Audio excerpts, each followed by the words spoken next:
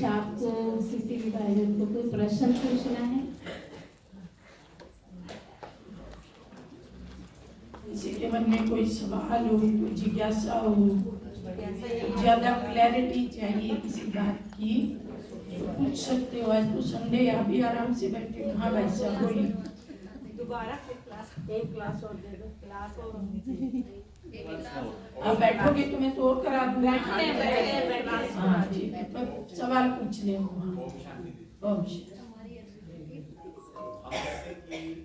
Drama में जो लिखा है वो होना ही होना है। तो हमारे पारिवारिक जीवन में या जो सांसारिक जीवन है उसमें उतार चढ़ाव आते हैं।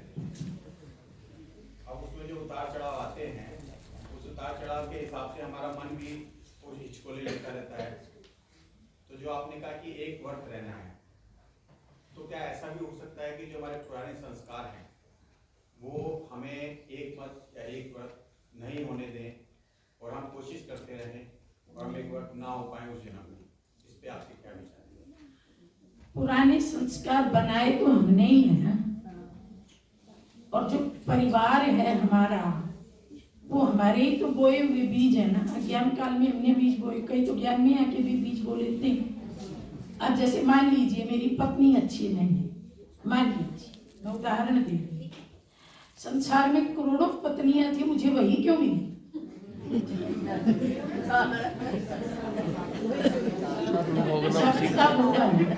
अच्छी अच्छी भी थी, सीता जैसी भी थी, राधा जैसी भी थी, और जब मुझे लड़कियां दिखाई गई मैंने 11 को रिजेक्ट कर दिया।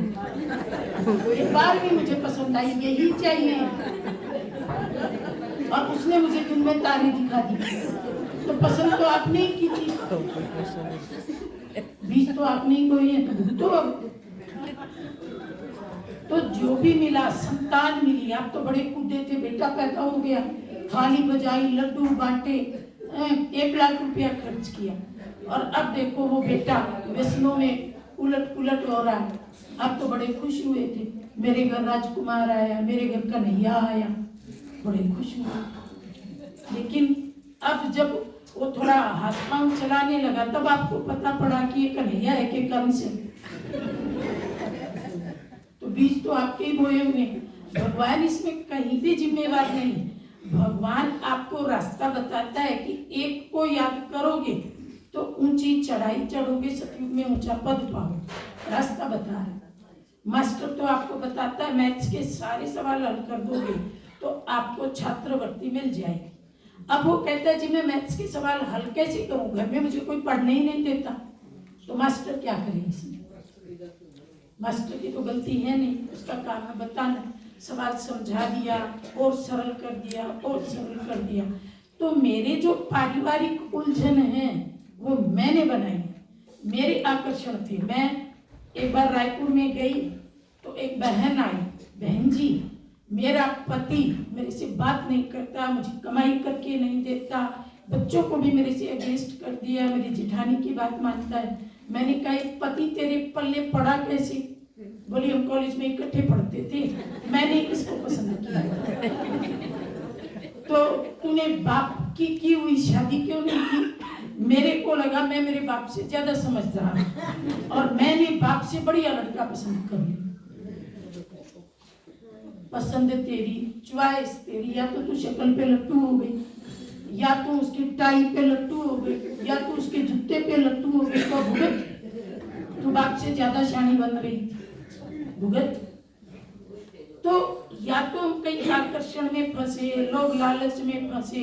भाई दहेज बहुत लेके आ रही है मेरी वाली पत्नी, पहले वाली थी ना वो 1 लाख भी नहीं ला रही थी, मैंने उसको रिजेक्ट कर दिया, ये 10 लाख वाली ले आई।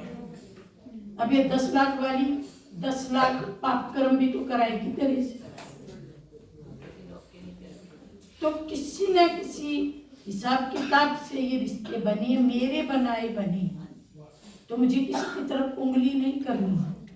और इन रिश्तों को चुकतू करने का तरीका बाबा ने बता दिया। तेरे को दिन में नहीं पढ़ने देते, तू 2 बजे उठ, लगन रख। कहते हैं जहां चाह वहां राह, जहां लगन की अग्नि है वहां सब कुछ जल के भस्म हो जाए। लगन रख, कुछ भी हो, पहले जो कांटे बोए सो बोए, इन कांटों को साफ करके मुझे आगे जाना है। कुछ भी हो जाए मुझे करना है। 20 नाखून का जोर लगा के मुझे अपने हिसाब किताब चुकू करनी। ना जी मैं क्या करूं, मेरे हिसाब किताब है, ना जी मैं क्या करूं, मेरे पुराने संस्कार है। तो भाई क्या करूं मैं, तो फिर कोई कुछ भी नहीं कर सकता। मुझे करना ही है। जब मैं गलत करके कांटे बो सकता हूं तो मैं कांटों को उखाड़ भी सकता हूं। मेरे में दोनों ताकत। अगर मैं गलत रिश्ते बना सकता हूं तो मैं गलत रिश्तों से डिटैच भी हो सकता हूँ। मेरे में दोनों ताकत लगानी पड़ती है। इसलिए कोई एक्सक्यूज नहीं, क्योंकि प्राप्ति बहुत ऊंची है। देखो एक IAS का एग्जाम देने वाला बच्चा, देखो थोड़े दिन पहले कोई अनुभव सुना रहा था कि हमारी बेटी रात को बैठती है और सुबह 5 बजे ही किताबों को छोड़ती। 5 बजे थोड़ा सा खा के फिर किताबों पे बैठ जाती। उसको क्या करना है, केवल 30 साल की होके 30 साल नौकरी करनी। 30 साल की नौकरी के लिए सारी रात खपा रही, या तो 21 जन्म की बादशाही, और वो भी IAS जैसी नहीं। IAS को तो बेचारे को बहुत कुछ सुनना पड़ता है, ऊपर का दबाव, मंत्रियों का दबाव है ना, पब्लिक का दबाव। कितने IAS तो सुसाइड कर लेते हैं। ये नौकरी भी कांटों के ताज वाली है, लेकिन वो तो निर्विघ्न राजा बनना है आपको। तो आप सोचो उसके लिए कितना कुछ कुर्बान करना और कितना अंदर दृढ़ संकल्प रखना, तब वो हिसाब किताब चुकतू होते। आज हम आपको यहाँ मंच पे बैठे दिख रहे हैं, लेकिन हम भी कहते हैं जो आज उजाले में है, पहले उसने कितने अंधेरे देखे होंगे। हम भी कितनी सारी रस्सियां काट काट के और तब यहाँ पहुंचे। क्या हमको किसी ने ऐसे ही माखन के बाल की तरह ब्रह्मा कुमारी आश्रम में भेज दिया? और अगर कोई ऐसे भेज भी दे तो वो बच्चा टिकता भी नहीं,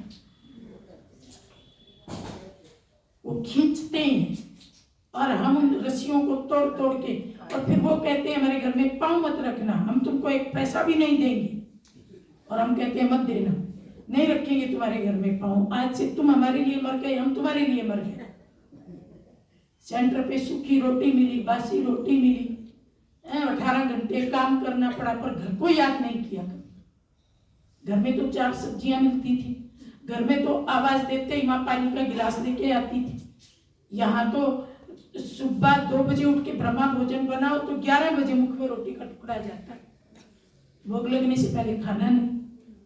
पर कभी याद नहीं किया कि वहां तो उठते ही दूध का गिलास मिलता था, और यहाँ देखो क्या, कुछ पाना है तो कुछ खोना भी तो पड़ता है। इसलिए नो एक्सक्यूज, कोई बहाना नहीं।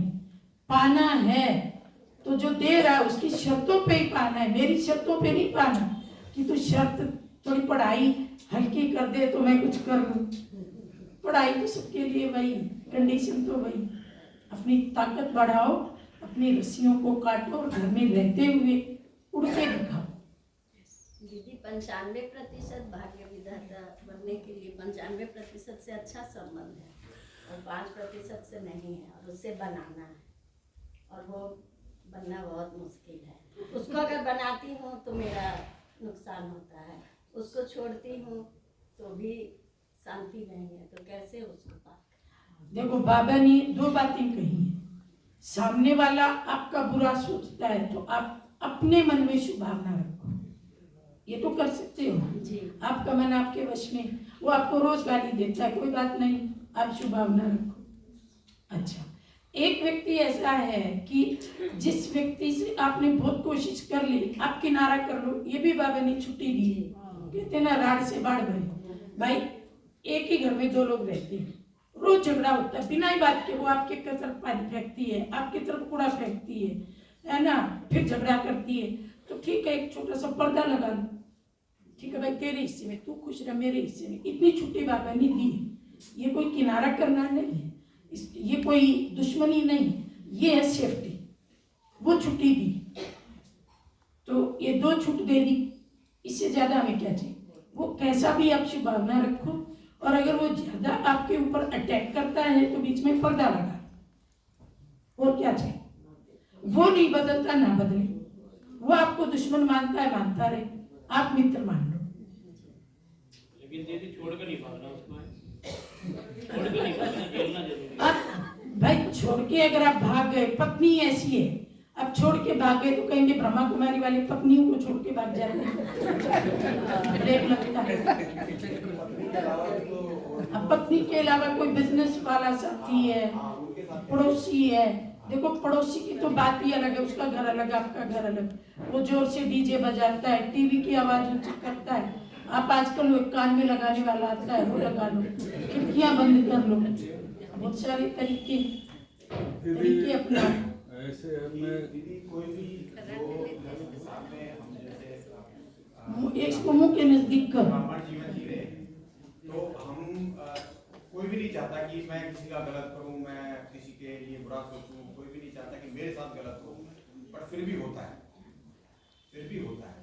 तो क्या ये मैं यही जानना चाह रहा था, मेरा क्वेश्चन यही था कि क्या हम कर्म बंधनों से इतने बंधे हुए हैं कि हम अच्छा करते रहे पूरे जन्म में भी हमें अच्छा ही नहीं मिलेगी? आएगी, आप उसे कर्म बंधन कह लो या माया का आगमन कह लो, लेकिन एक होती है कि माया हमें चेक करने आई और नमस्कार करके लौट गई, क्योंकि मेरी पावर इतनी ज्यादा आई, वो लौट गई। और एक मैं इतना कमजोर हूँ कि आई और मुक्का मार के भाग गई, अब मैं उसको सहलाता रह गई, फिर आई, फिर थप्पड़ मार के भाग गई, फिर सहलाता रहा, अगले दिन आई तो कुछ चुभ होके भाग गई, मतलब मैं कमजोर। तो मैं अपनी शक्ति माया का वो वार छोटा पड़ जाएगा, आपको अपनी शक्ति बढ़ानी। और कर्म बंधन तो हमारे हैं, आप दुनिया में एक भी व्यक्ति ढूंढ लो जो ये कहे कि जी मेरे सब खत्म हो गए और मैं फरिश्ता हूँ। जिस दिन आप कर्म बंधन मुक्त फरिश्ता बन गए, आप यहाँ टिकेंगे ना। भक्ति मार्ग में भी कहते हैं ना, दीदी किसी का क्वेश्चन है और मैं उसे समझा नहीं पाता हूँ।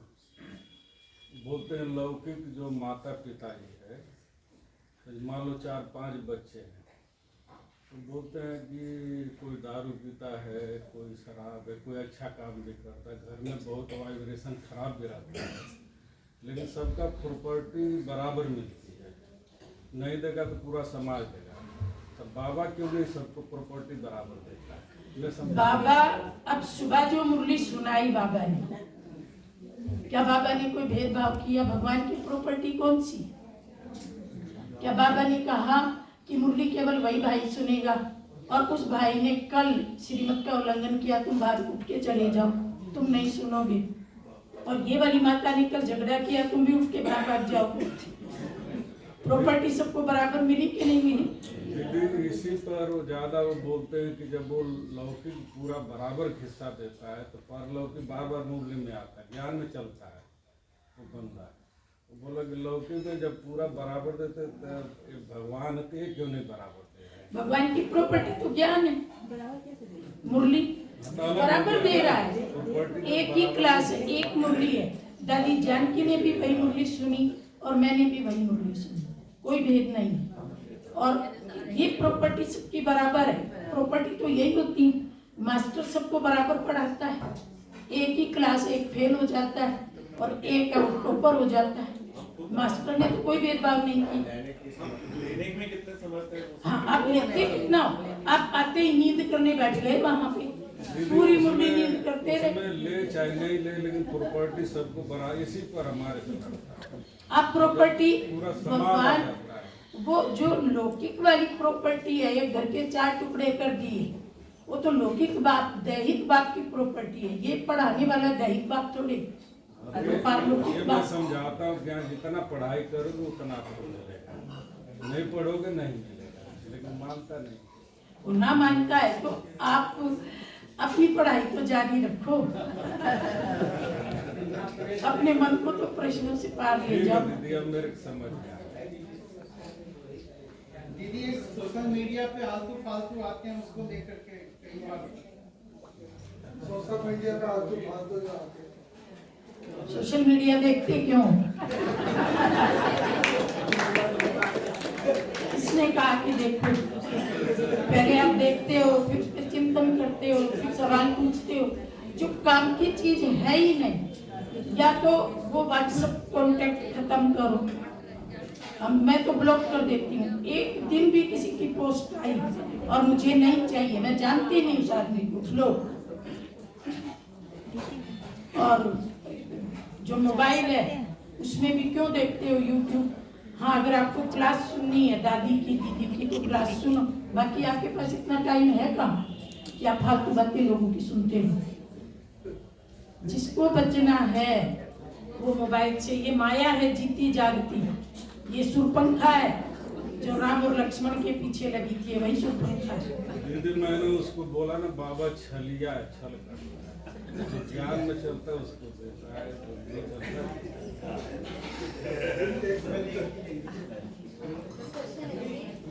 जैसे कई बार मेरे मन में सवाल आता है कि जो दादियाँ हैं और जो यज्ञ के बहुत स्टार्टिंग वाली आत्माएं हैं, तो उनको बहुत झेलना पड़ा, लेकिन उन्होंने साकार में बाबा से मिले, मुरली सुनी, तो उनको वो अनुभव हुआ जिसकी वजह से उनकी स्थिति इतनी ऊंची हुई। हम अभी बहुत लेट आए हैं, बिल्कुल मतलब एक लास्ट के टाइम पे आए हैं, तो हम ऐसा क्या पुरुषार्थ करें जिससे कि हम लास्ट ऑफ फास्ट बन जाए? देखो, हमें लगता है कि बड़ों को बाबा मिले, मम्मा मिली, है ना। मैं अपने मन में एक बात सोचती हूँ कि मम्मा ने एक भी अव्यक्त मुरली नहीं पढ़ी। हमारे पास 1100 से अधिक अव्यक्त मुरलियां हैं जिनमें ज्ञान कितना क्लियर है। मैं चाहूँ 1100 की 1100 मेरी मुट्ठी में। बताओ किस दादी के पास इतना ज्ञान था? फिर हम कहते हैं कि उनको मम्मा बाबा मिले। मम्मा बाबा उनको मिले, लेकिन किराए की छोटी सी कुटिया में रहे। एक भी चित्र नहीं था, एक भी जिसको हम कहें बाबा मम्मा का कोई क्लास लाइट का। आज हमारे पास इतने बड़े बड़े भवन है, जगह जगह चित्र लगे हैं, देखते ही एकदम रूहानियत पैदा हो जाती है। देखो सारी दादियां सामने दिख रही हैं, उनके पास ये फैसिलिटी कहाँ थी?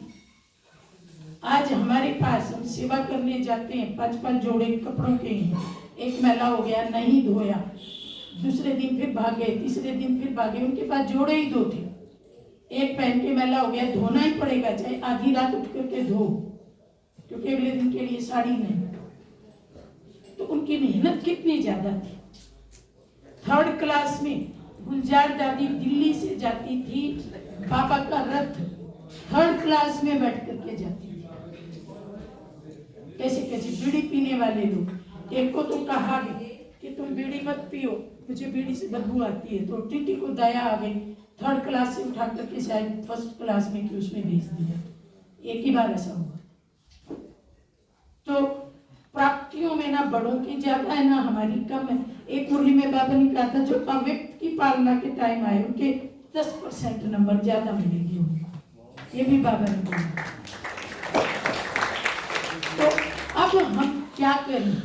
आपके पास इतना खजाना है, आप बार बार उसको पढ़ो, मनन करो, अनुभव करो। एक मुरली पढ़ो, फिर दूसरी पढ़ो, फिर तीसरी पढ़ो, मनन करो, बाबा ने क्या बोला उसका अभ्यास करो। जैसे बाबा ने मुरली में बोला कि अव्यक्त स्थिति बन गई, आवाज से परे जाना अच्छा लगता है या आवाज में रहना अच्छा लगता है? बाबा तो चाहते हैं बच्चे 1 सेकंड में आवाज से परे चले जाए। अब बैठ जाओ, आवाज से परे जाने का अभ्यास करो, मुरली पढ़ो और साथ साथ अनुभव करो कि बाबा ने जो बोला मुझे उसकी कितनी अनुभूति है। तो बड़ों से ज्यादा प्राप्तियां आपको होंगी। आपको जहाँ तहाँ टिफिन मिल जाता है। मैं आई, मैंने कहा मेरा समय सफल कराओ, मैं देखो गुड़गांव उतर गई।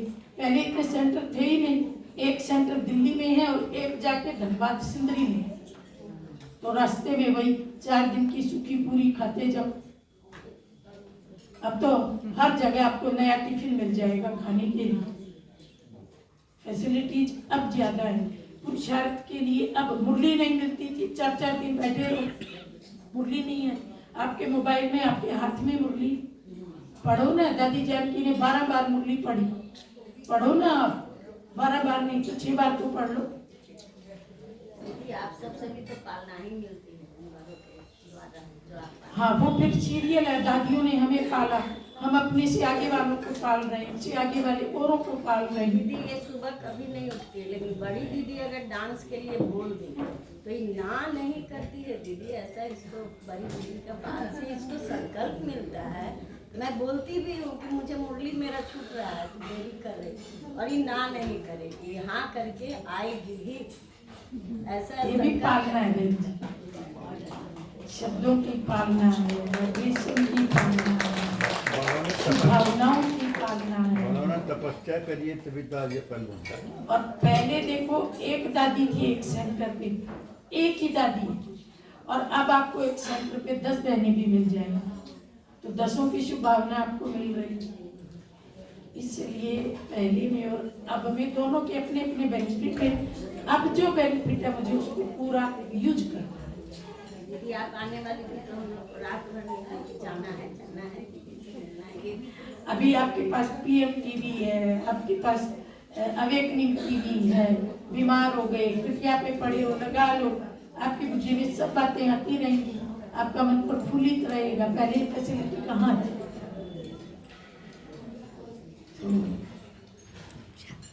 वो दिन भी कितने प्यारे थे, ये दिन भी कितने प्यारे हैं, तब भी बाबा साथ हमारे थे, बाबा अब भी साथ हमारे।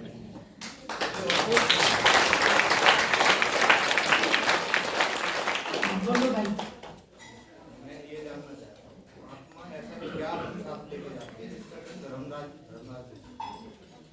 क्योंकि ये तो वो योनि भी यही है हमारी, कर्म योनि भी यही है।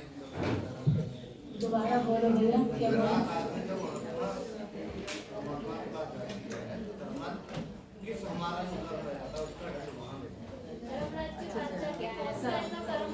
कौन सा बाकी?